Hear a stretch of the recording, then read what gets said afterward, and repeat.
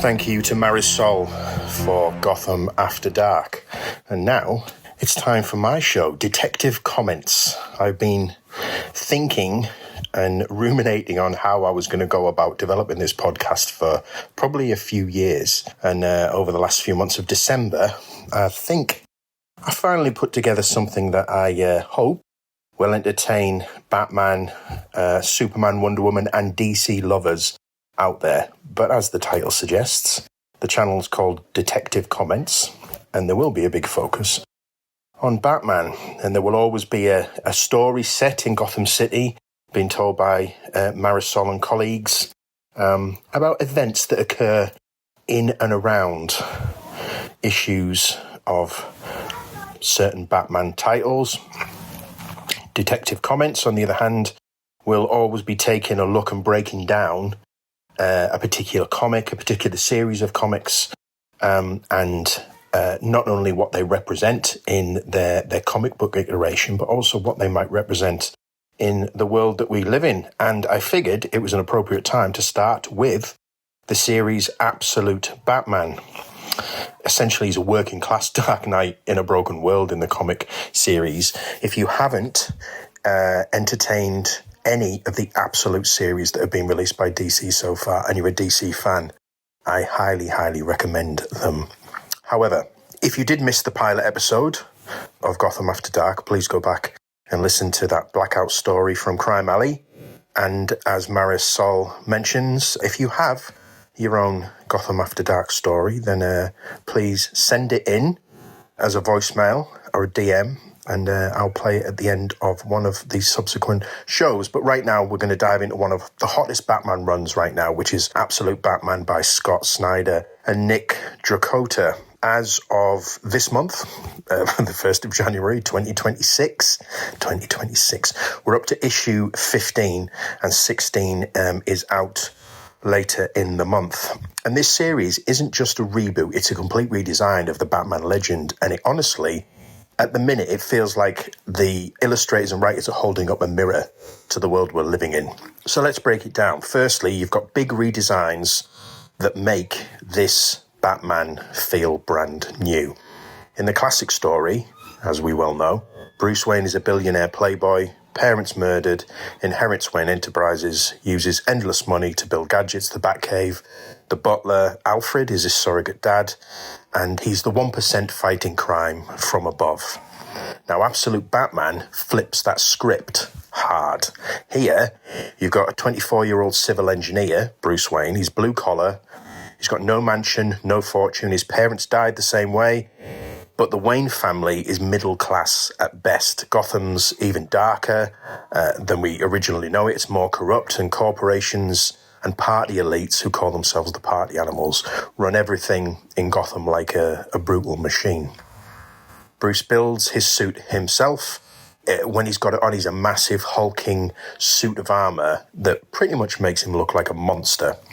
He's got axes built into the gauntlets. He's got engineered gadgets from scrap, and his main axe weapon is built into the emblem on his chest piece. He's essentially bigger, meaner, definitely more primal.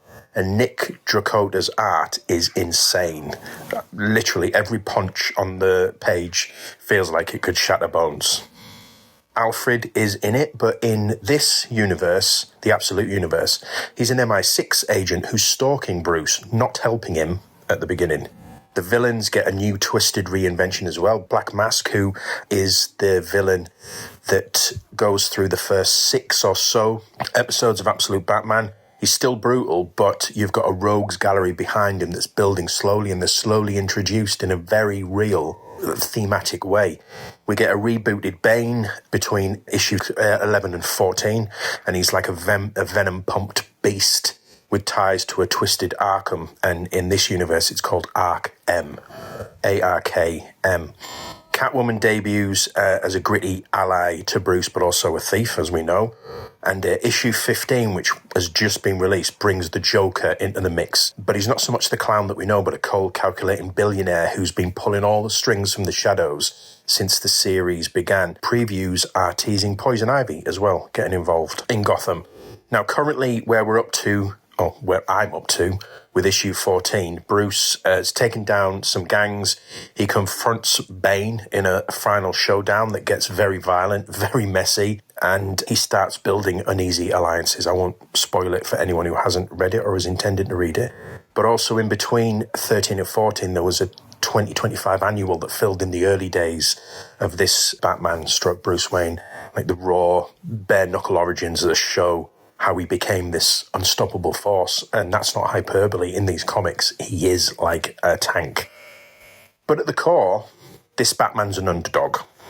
He's not funded by privilege. He's actually raging against it. And that's where this series hits different now that we're in 2026 and certainly in 2025. This absolute Batman reflects current affairs in a way that's almost prescient and eerie. And anyone that's read it, or any of them, if you think about it, a hero from the working class fighting a system stacked with billionaire elites, corrupt officials, and private security acting above the law. Does any of this sound familiar from anyone who might be either living in the UK or living in the United States? I mean, in the title, I can't remember the number of the issue, but Party Animals, they throw a lavish party while the city around them crumples. It's kind of like inequality on steroids. And in real life, we're coming off years of headlines about wealth gaps exploding, billionaires influencing politics, private contractors in conflict zones, cities where the grid fails, and the poor suffer the most, something that Marisol touched on in Gotham After Dark. Gotham's blackouts and lootings, well, reminds me of the real power failures in major cities, again, mentioned by Marisol, scheduled rolling blackouts because the infrastructure is crumbling. It can't keep with the advances not only in technology, but also the expanding population and the requirements put on these systems. And then you've got crypto barons and tech moguls who are just hoarding resources.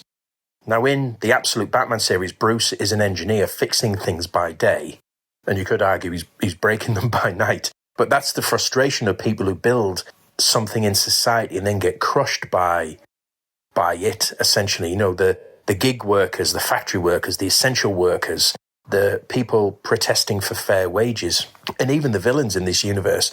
You know, you've got the Joker as a suited billionaire manipulator in a world of corporate overlords dodging accountability. Again, any parallels? Now, Arkham in this universe, or Ark-M, it's a twisted asylum stroke prison hybrid.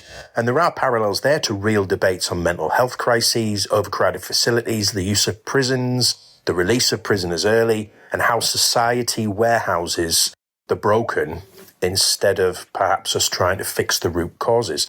Now, Scott Snyder said this universe is influenced by dark side energy, and it does tie into the all-in run of DC as well, which again has kind of reinvigorated the whole DC storyline. For once, it's outselling Marvel in the comic book charts for the first time in decades. Darkseid's energy, as we know, is all about oppression and anti-life. But Batman, in the Absolute series, he's the rebellion from below. And in 2026, you can't help but feel that everything's going to get more divided. There's economic anxiety, corporate power grabs, people essentially feeling powerless. This Batman isn't written as escapism, he's catharsis. He's the guy saying, you don't need billions to fight back. You just need sheer will. Now, I'm not saying that Scott Snyder predicted the news cycle, and when I said it is almost prescient, I'm not implying that he has some sort of Nostradamus-type view of the future, but art like this, it's undeniable that captures the mood that a lot of us have, and right now, we need a Batman who understands what it's like when the lights go out, and when no one with power bothers to turn them back on again. But most importantly, what do you think? Anyone that's read Absolute Batman, does it hit harder for you because of the world we're in, or is it just really great comic writing and illustration? I would be more than interested in hearing your thoughts, so by all means pop some in the comments or send me a message, because I'm not only reading them, he might be reading them. But or you can leave me a voicemail about how you think something in these storylines mirrors something in your life. And as Marisol mentions about Gotham After Dark, I will, mention the best one in the next episode. And that brings us to the end of this first episode of Detective Comments. The city is dark, but we're still talking.